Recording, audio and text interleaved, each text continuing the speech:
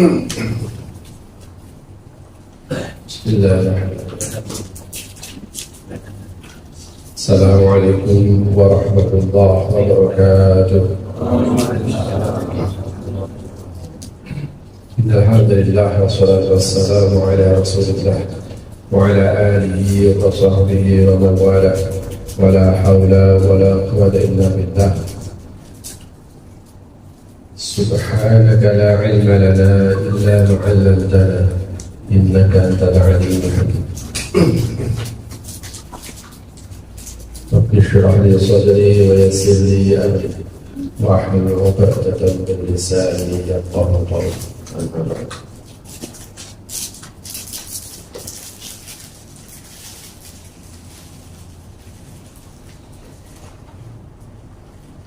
Bapak-bapak dan saudara sekalian yang saya hormati, alhamdulillah kita bertempat di majelis ini. Semoga pertemuan ini diberi maslahah.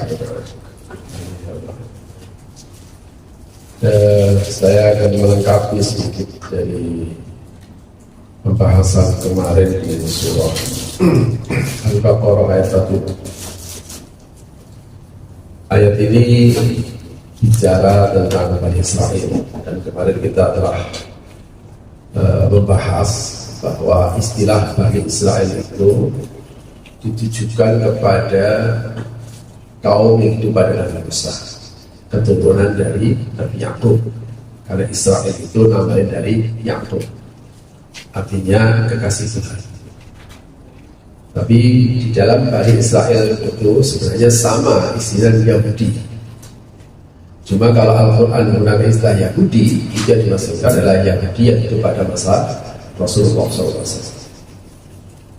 Kalau bangsa Israel sekarang ini isinya macam-macam, jadi sebenarnya tidak ada hubungannya. Kemarin kita telah membahas bahwa ayat ini ditujukan kepada Bani Israel adalah supaya Bani Israel itu mau bersyukur nikmat. Tapi cara Al-Quran tidak menggunakan langsung, wahai Bani Israel, syukurlah kamu atas nikmatku.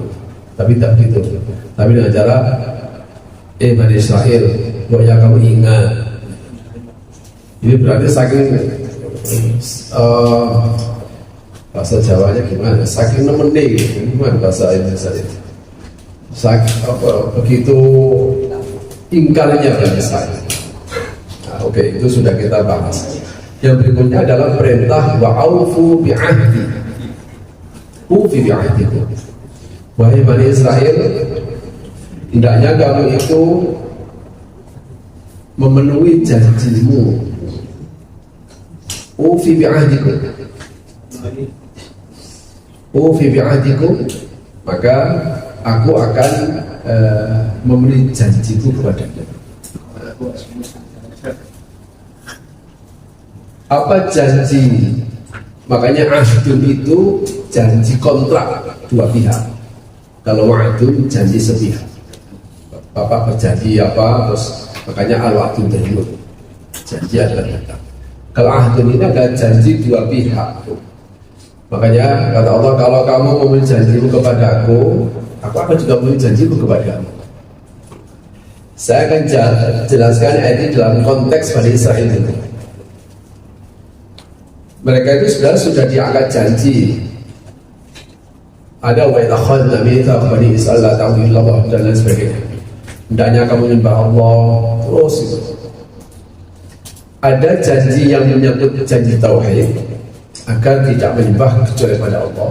Nah, janji tauhid ini tentu saja juga janji yang pernah diambil oleh Allah ketika kita semuanya masih berada di alam arwah.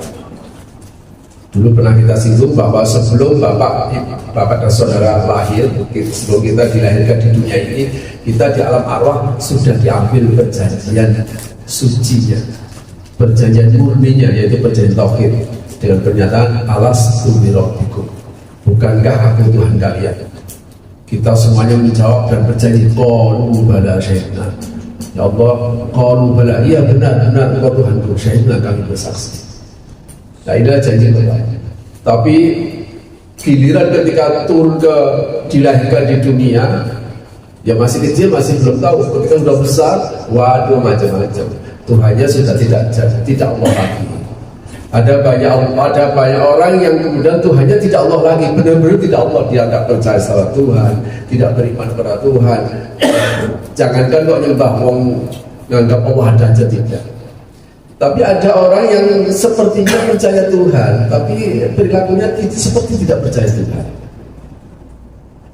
Kalau kita percaya bahwa Allah itu tempat bergantung semua makhluk, lah mestinya kita hidup ini menggantungkan hidup kita kepada Allah Subhanahu wa Ta'ala. Nah, ini nafsu itulah yang kemudian seringkali merusak perjanjian itu, dibisikin sama setan. Kamu kalau nggak punya duit nggak bisa hidup. Oh, kata siapa? Oh, hidup gak urusannya dengan duit. Hidup itu saja itu kalau Allah nggak kirim makhluknya namanya mati, ya nggak mati, tetap hidup meskipun nggak punya duit. Kalau logikanya seperti begini, mestinya yang punya duit nggak mati. Kalau saya nggak kerja di sana, Pak, nanti masa depan saya itu suram. Ini penjatuh saya penjatuh bodoh banget kan. Kan padahal banyak orang itu kerjanya nggak jelas, tapi hidup terus.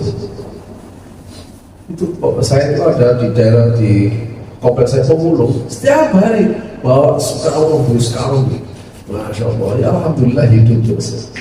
Jadi ya makanya jangan sampai salah dalam berpikir bahwa Allah itu tetap Allah, Tuhan yang memang layak disembah, Tuhan yang harus digantungi, Tuhan yang harus ditaati, dan Tuhan yang selalu memberikan yang terbaik bagi hambanya. Itu yang terpenting.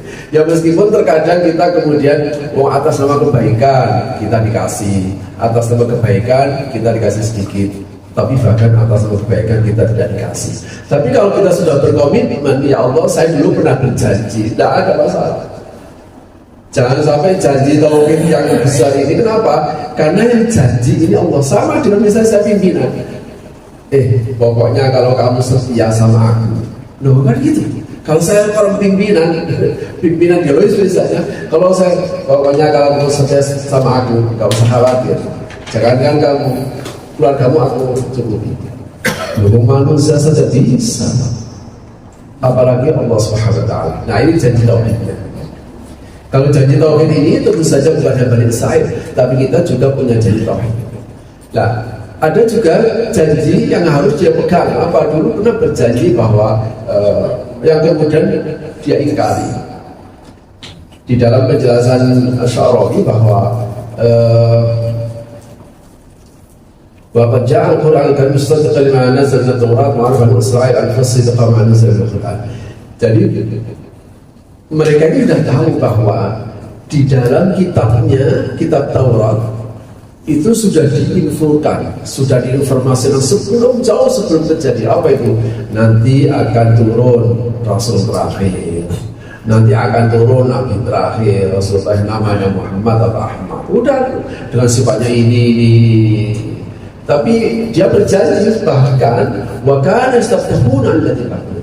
bahkan begitu yakinnya dengan nama ini sebelum Rasulullah benar-benar dilahirkan. Ya mungkin sudah dilahirkan tapi belum diangkat jadi Rasul. Itu mereka gunakan nama ini untuk wasilah, Pak. Wasilah supaya dimenangkan. Ya Allah, demi kebesaran nama Muhammad. Gitu. Tapi terus belum lahir ini, belum diangkat jadi Rasul. Ya Allah, demi kebesaran nama Muhammad ini, menangkan aku melawan orang kafir Makkah. Jadi gitu. Maka jamaah sekalian, ini kalau menggunakan kaidah umum, ya meskipun ayat ini adalah ditujukan kepada Bani Israil sesuai dengan kaidah dalam ilmu tafsir itu al-ibrah bi umumil lafzi la bi khusus. Satu redaksi, satu ungkapan itu dipahami menggunakan redaksi umumnya bukan sebab khususnya. Kalau begitu ini menjadi hukum umum. Siapa saja yang memenuhi janjinya dengan Allah, Allah pasti akan memenuhi janjinya kepada hambanya. Sekarang kalau bapak ditanya janji bapak kepada Allah, ya tauhid tadi itu ya, alhamdulillah kita sudah iman. Lah iman ini kan janji qalbi, janji tauhid yang harus diwujudkan. Apa wujud konkretnya? Bahwa Bapak berjanji bahwa ya Allah, Engkau Tuhanku. Maka wujud konkretnya adalah aku siap untuk memenuhi panggilanmu. Aku siap untuk memenuhi segala perintah-perintahmu. Maka al-ahdu al-kabir, perjanjian al-azam, perjanjian yang terpenting, yang tertinggi, itu adalah sholat. Terus pokoknya nggak usah khawatir Pak, kalau Bapak dan Saudara kok tetap jaga sholat, ini sudah janji sama Allah. Allah yang berjanji. Inilah komitmen yang tertinggi. Nggak tahu kalau seandainya di perusahaan ini kira-kira apa yang dilakukan sehingga bosnya akan terus memberikan kebaikan. Sama. Pokoknya selama kita ini menjaga sholat, itu suatu janji yang terbesar, janji yang terpenting. Sak sibuk-sibuknya ya sholat. Ya, sholat itu nggak banyak, cuma 17 rakaat. Sehari semalam cuma 5 kali. Sekali sholat itu nggak butuh waktu, paling 5 menit, 5 menit tadi, 5 menit. Jadi cuma memang agak sedikit aneh di Al-Quran. Cuma gerakan cuma 5 menit itu kok dianggap wa innaha lakabiratun. agak aneh. Sungguh sholat itu benar-benar berat. Bapak berat ya tadi? Biasa. Yang berdiri, rukuk, sujud. Kalau nggak bisa ya pakai duduk, pakai kursi, udah masalahnya. Tapi anehnya kok berat. Kadang saya bilang di mana beratnya sholat? Oh, ternyata beratnya sholat itu pertama karena jumlahnya nggak boleh berkurang.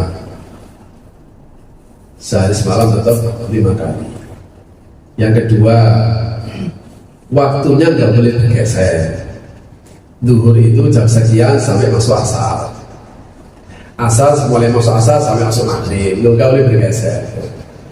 Yang ketiga ya ini harus diulang setiap hari. Lah setiap hari itu nggak boleh kurang dari 5, nggak boleh bergeser dari waktu. Padahal keadaan kita tidak selalu lempeng. Bapak kebetulan ada di sini dan waktu sholat ada waktu. Nanti suatu saat ketika datang waktu sholat, Bapak lagi di jalan. Ya, ketika datang waktu sholat lagi enak-enaknya main. Ketika datang waktu sholat lagi enak-enaknya istirahat. Ketika datang waktu sholat dalam kondisi sakit. Ketika datang waktu sholat habis dimarahin sama bosnya. Loh, keadaan ini kan tidak menentu Pak. Sementara sholat itu terus begitu. Lah keadaan kita berubah-ubah. Makanya siapa yang akan kuat untuk menegakkan janjinya Allah tadi, akan kuat menjalankan janji Allah. Al-Quran memberikan kriteria. Orang akan kuat dalam semua situasi apapun, tidak akan memberatkan dia untuk memegang janjinya kepada Allah, yaitu sholat tadi itu sebagai janji tertinggi. Sampai dalam hadis itu begini, pokoknya kok orang kok sholat ini waktu dijaga, Allah yang berjanji. Saya berjanji, ini di sini ufiyatukum ay bima wa'adtukum min jannatin na'im fil akhir. Aku berjanji tak melebihi swarga. Itu Allah janji.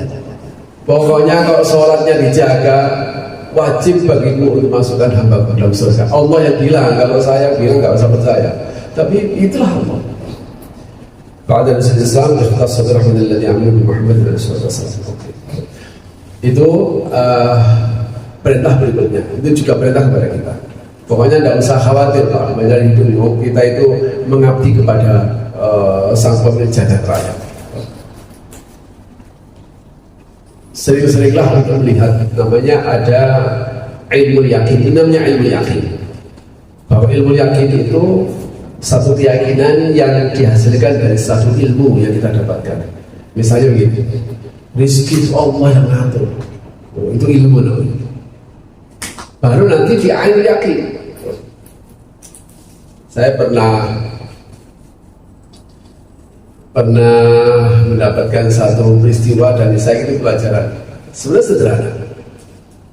Ketika di Lebak Bulus belum ada mobil saat itu, saya ditelepon, "Pak, cepat pulang, ada tamu."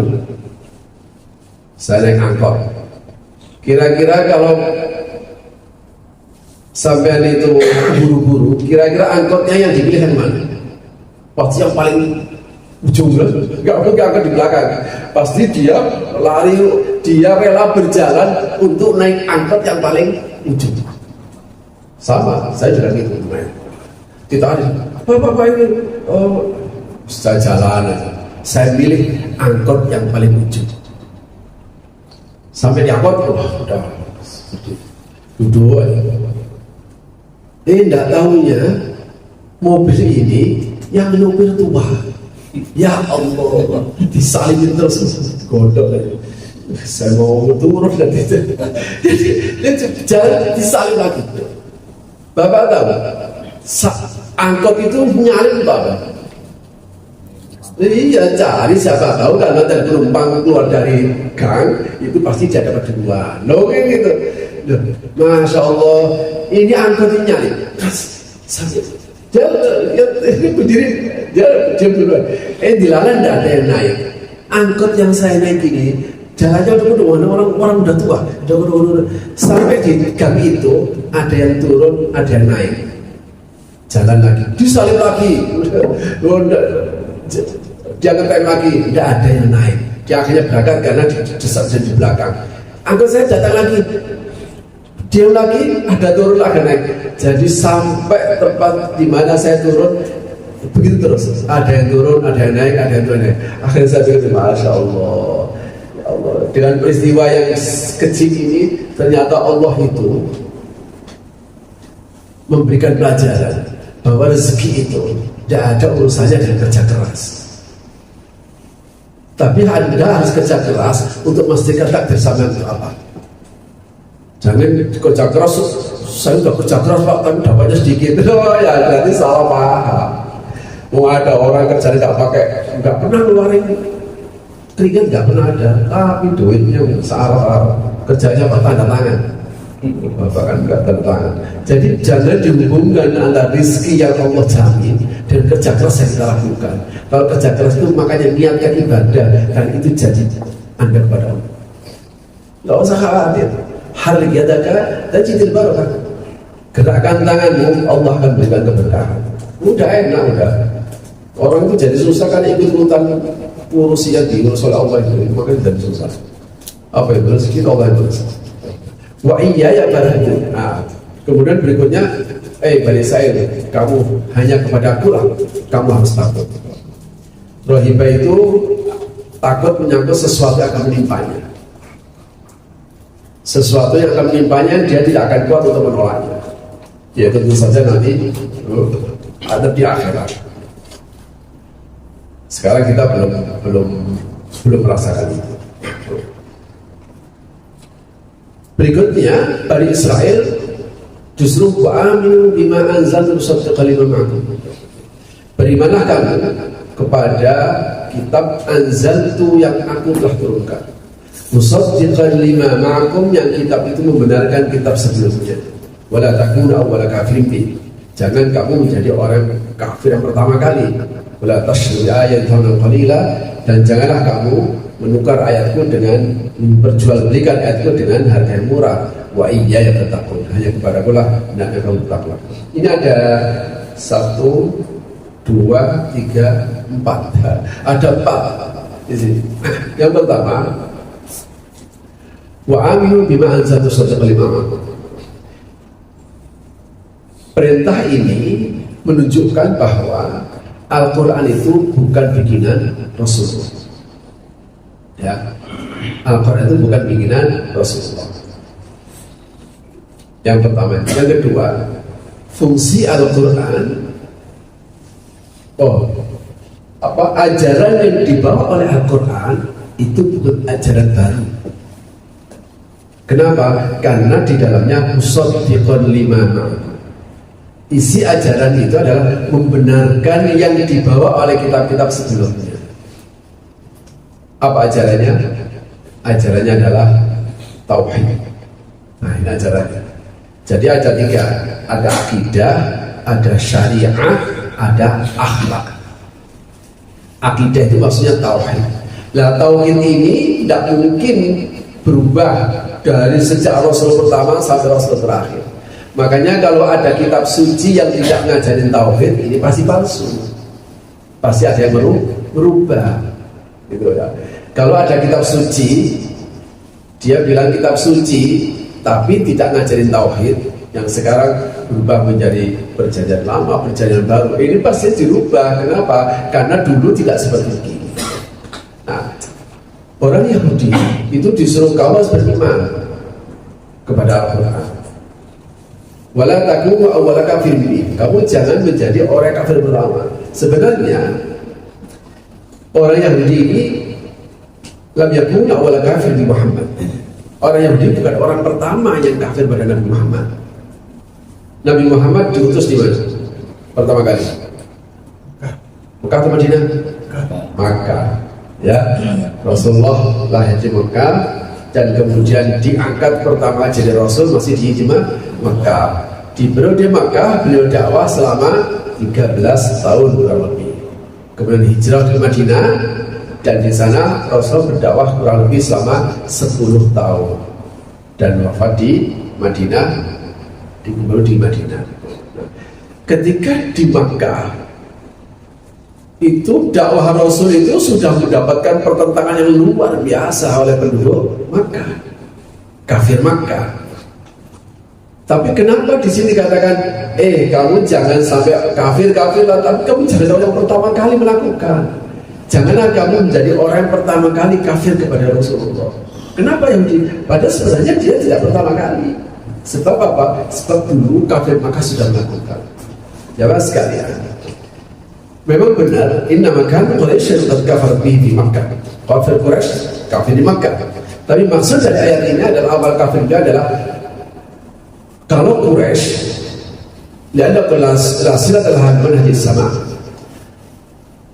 Orang Quraisy ya, orang Makkah itu mewakili kelompok yang kafir kepada Al-Quran, tapi dia ini tidak ada hubungannya dengan langit. Maksudnya mereka nggak percaya Tuhan, menyembah berhala, kompak Kanisa, ini yang mereka. Tapi kalau Yahudi ini satu komunitas yang ada hubungannya dengan langit.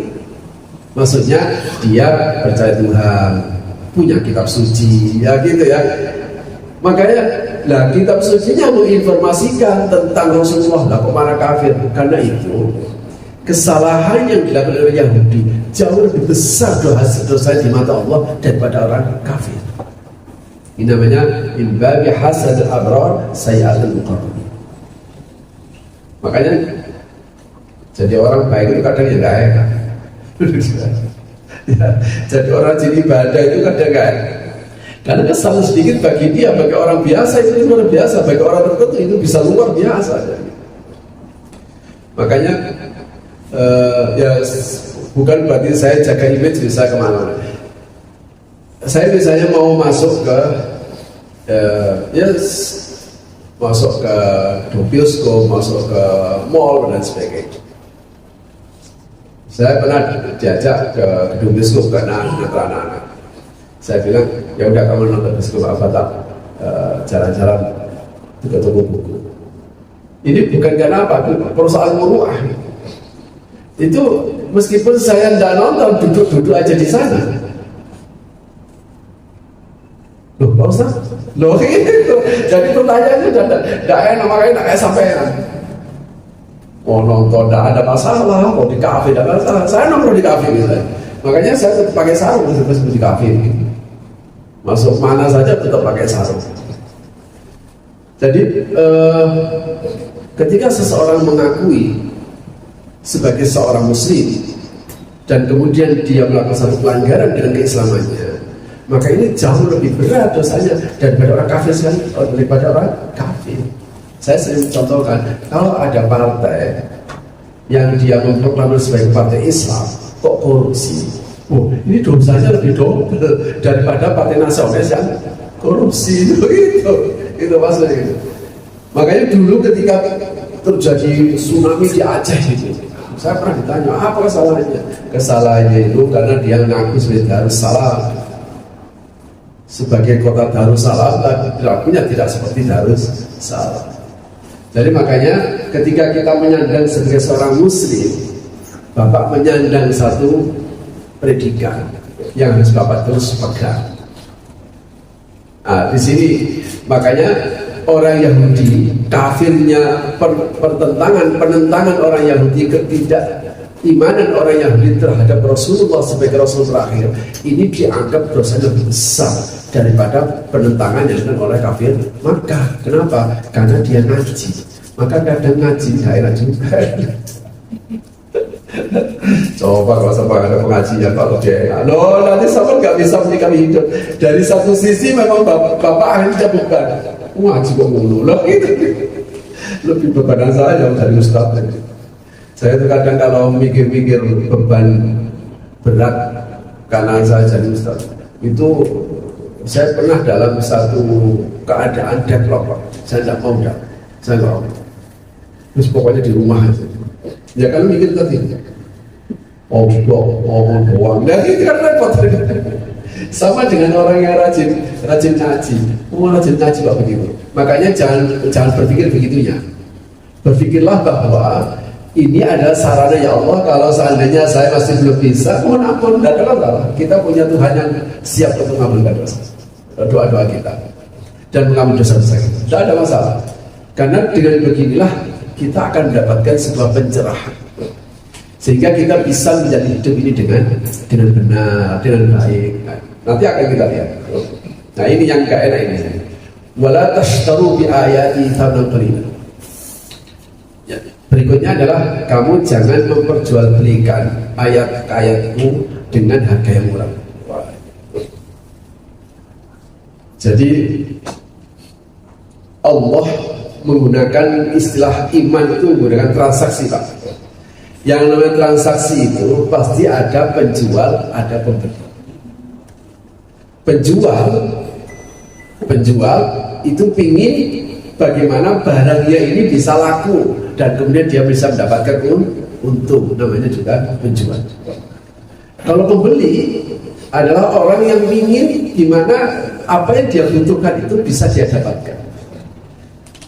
Maka inilah kemudian terjadi transaksi jual beli. Nah, transaksi inilah menjadi transaksi yang paling sehat untuk mendapatkan keuntungan.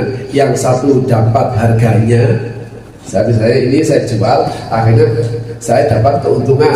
Saya 500.000, keuntungannya misalnya 100.000. Saya dapat keuntungan karena menjual HP.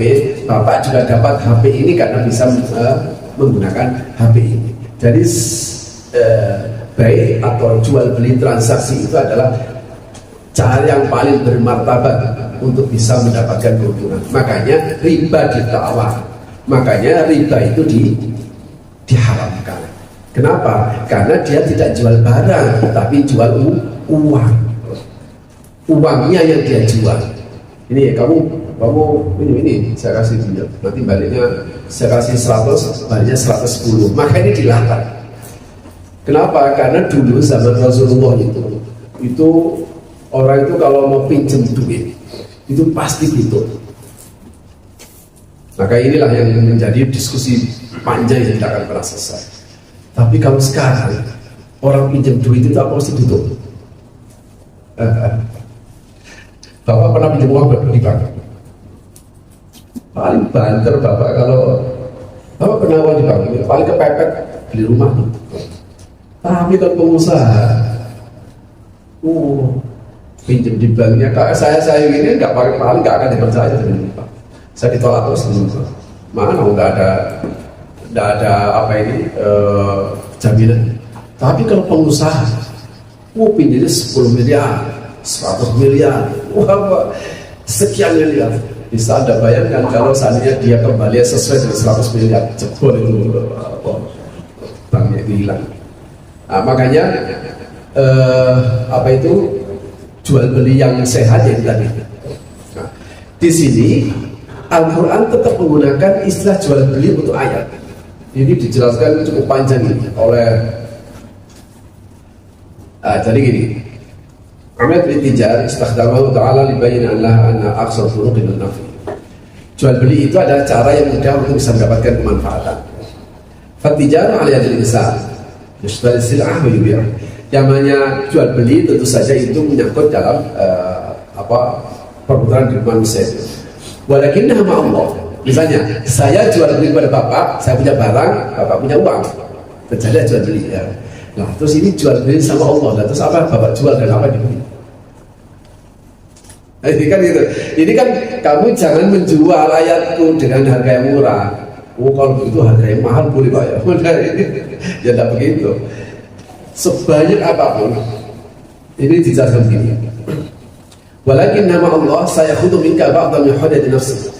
Ketika kita merasa jual beli kepada Allah, maka sebenarnya Allah telah mengambil hak kebebasan Anda untuknya. Misalnya ini, gara-gara Anda ingin jual beli sama Allah, maka sampean menyempatkan waktu untuk duduk di sini.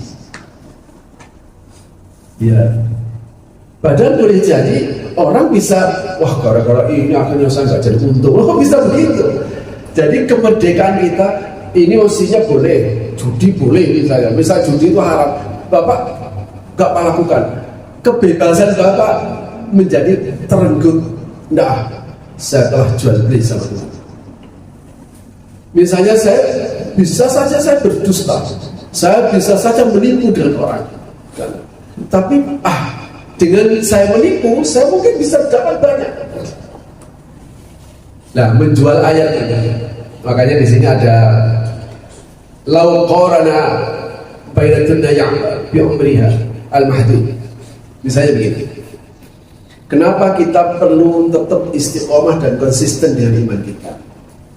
Karena misalnya begini. Kita mau membandingkan umur kita dengan dunia. Dunia ini kan umurnya panjang. Tapi umur kita tidak panjang, tidak sepanjang dunia ini. Berapa Bapak umurnya? 50? 60, 70. Najidu anna dunya mahma ta'ala. Dunia memang panjang, tapi satatah wal insan aqil walladhi yadha bil fitrah maqudah wa tahya yakun ala al-had. Bagi orang cerdas, dia akan gunakan waktu yang sesaat ini untuk mendapatkan kehidupan yang selama-lamanya. Ini baru cerdas. Makanya orang cerdas itu adalah man dana nafsahu wa amila lima ba'da. Orang yang mau mengintrospeksi dirinya atau menghina hawa nafsunya sehingga tidak dia perturutkan. Yang kedua, wa amila lima ba'da maut. Dia kerjanya itu untuk membangun hidup setelah mati. Bukan masa depan dunia ini. Masa depan dunia nggak usah dipikir. Masa depan dunia coba dipikir. Bapak mikirin punya rumah, ya nanti kalau punya duit di rumah juga. Nggak usah pakai direncanakan. Rencanakanlah Bapak harus merencanakan, pokoknya saya kerja nabung supaya saya bisa pergi haji. Nah ini Bapak, kok nggak kena sampai mati sudah dicatat haji Rudi udah saya. Bekerjalah bukan sebatas yang Bapak butuhkan, tapi bekerjalah supaya Bapak bisa membantu orang. Anda bisa juga. Saya kerja keras supaya saya nanti bisa bantu saudaraku. Masya Allah, selama dia bekerja itu dia ibadah. Pokoknya jangan tujuannya beli dunia, jangan. Nggak ada nilainya. Bapak kebeli nanti udah terobsesi. Pokoknya saya kerja keras. Kenapa? Saya pilih beli motor. Ya nggak usah pakai diinginkan begini. Nanti motornya itu kena. Apa puas? Tidak. Kenapa? Karena motor yang enak itu milik temennya. Motor yang bagus itu di showroomnya, bukan di tempat Bapak. Sama dengan rumah atau mobil, sudah terobsesi, puas mobilnya sudah baru. Ya memang ketika pertama kali dibeli, waduh buahnya mantap. Habis itu mikir pajak gak naik, mikir baru itu macam-macam. Jadi ini orang cerdas. Dia bagaimana memanfaatkan waktu yang sesaat ini, itu dia gunakan untuk waktu yang panjang yang selama-lamanya di sana. Nah ini kan hanya milik orang beriman Pak. Maka Bapak dan saudara yang beriman pada Allah dan hari akhir, kalau tidak punya pikiran seperti begini, ruginya dua kali Pak. Mending orang kafir nggak percaya akhirat kan jelas itu, seru-seru isinya. Lalu saya pasti turun dari Las Vegas, turun dari pesawat itu, saya dijemput di pintu pesawat karena yang menjemputnya ini protokol. Saya jalan, ya Allah, jackpot itu banyak sekali. Saya pikir wajarlah Las Vegas. Tapi yang aneh dalam pemandangan saya saat itu ketika saya jalan, ada ibu-ibu tua rentah, tidak kuat jalan, pakai kursi roda, telinganya sudah pakai sambungan, tapi mejek kok. Iya, Masya Allah. Saya cuma geleng-geleng. Seandainya dia menang itu, saya yakin bukan karena ingin menang, tapi ingin senang, mumpung masih hidup. Tapi kalau bapak yang iman pada hari akhir dan kepada Allah, kalau cara berpikir seperti begini, ruginya 2 kali, Pak. Oh, kita sudah terlanjur percaya pada Allah, kita sudah yakin iman pada Allah, iman pada hari akhir, dan kita sudah dikasih tahu bahwa hari akhir itu adalah kehidupan yang sebenarnya, akhir kehidupan yang sebenarnya. Kalau cara berpikir kita masih seperti begitu, kita tidak memanfaatkan waktu yang singkat ini untuk hari akhir, ruginya 2 kali, Pak. Ruginya 2 kali. Makanya kenapa kita tidak merasa berat misalnya harus bekerja dengan cara benar, meskipun hasilnya tidak apa-apa, ada hari akhir. Misalnya ketika disuruh sholat, ya sholat, saya laksanakan sholat demi hari akhir. Ketika bapak punya uang, kemudian agama merintahkan, kamu kan punya duit itu loh, saudaramu itu butuh, kita bantu. Selama keyakinan kepada hari akhir inilah yang menjadikan kita menjadi kuat untuk melaksanakan. Ini satu versi.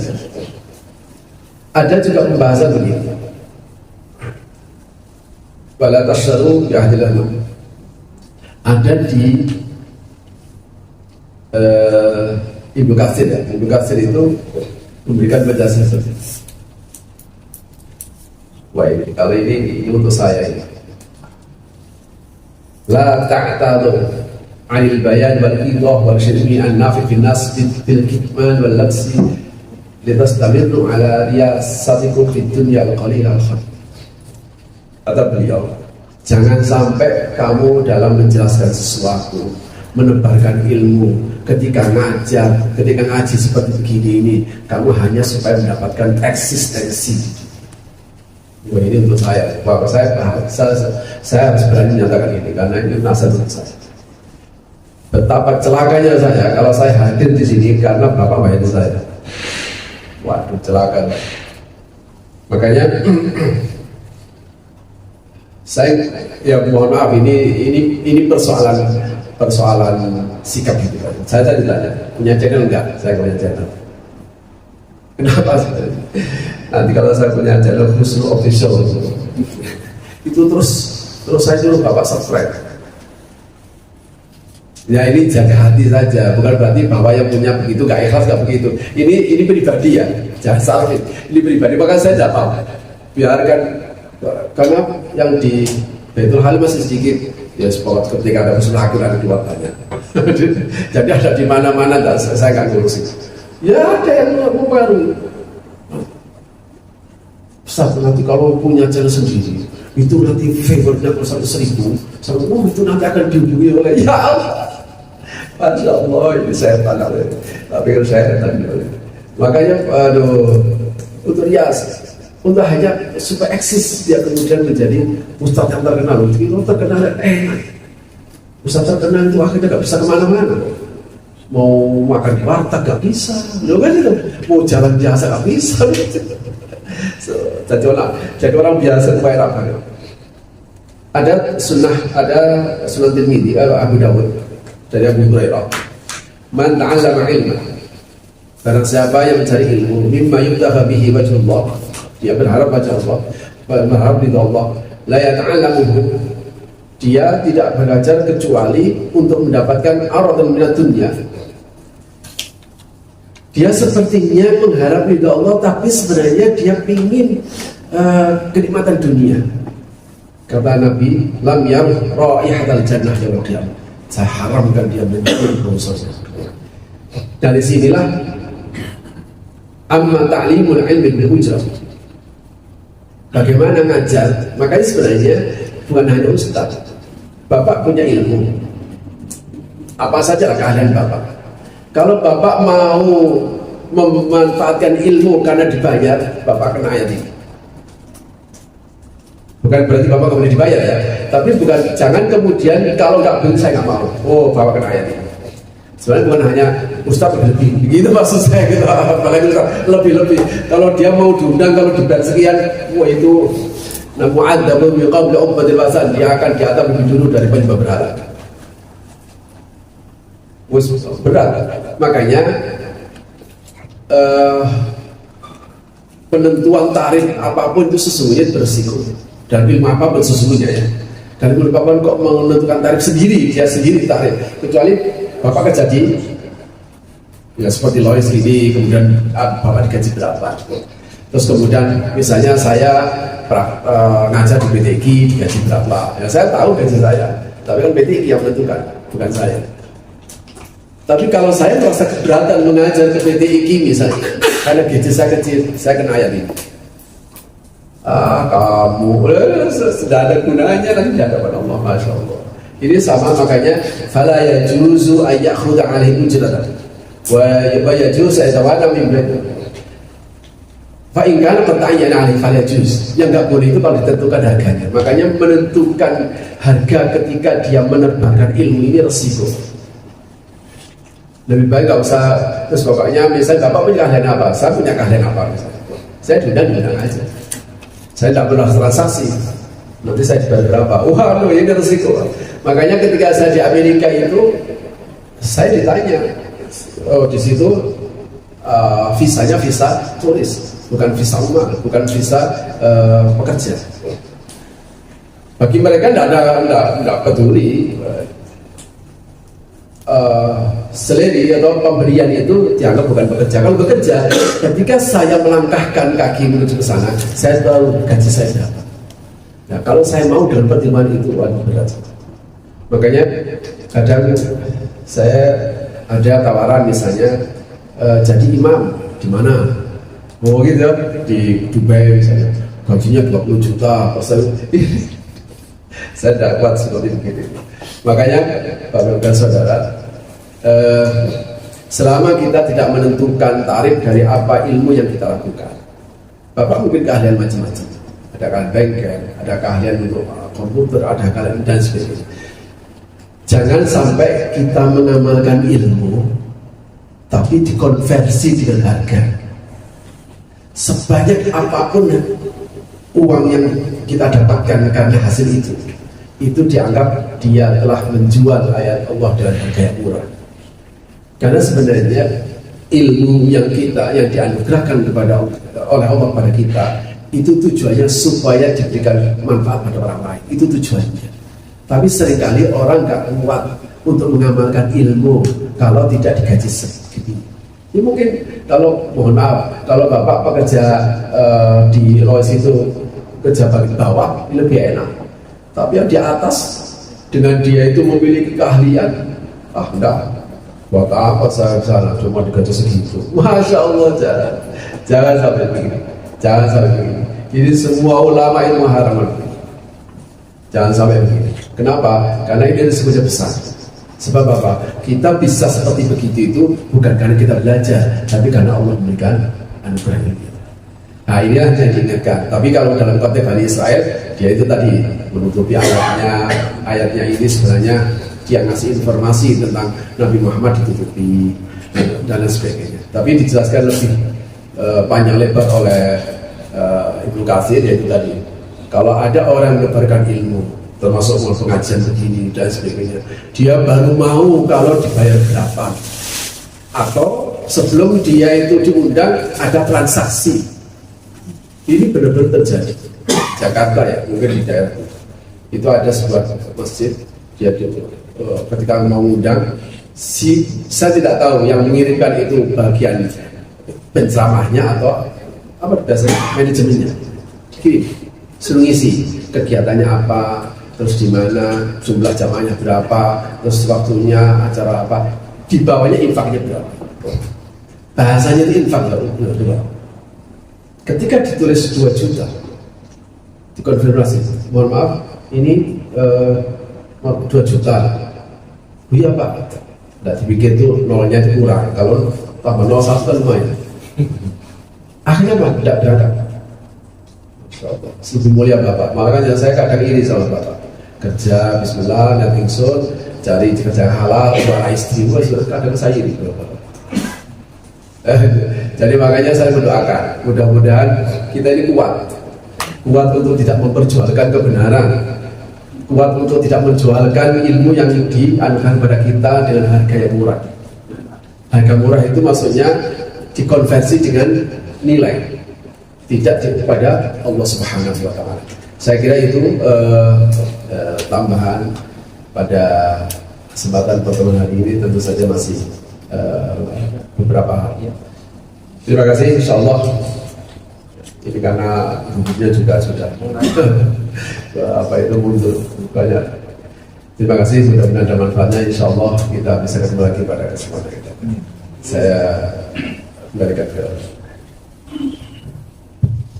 Ya, kita ucapkan jazakumullah khairan katsiran pada Ustaz Dr. Rustul Haji Meka yang sudah memaparkan kajian tafsir surat Al-Baqarah ayat 40 dan 41 ya.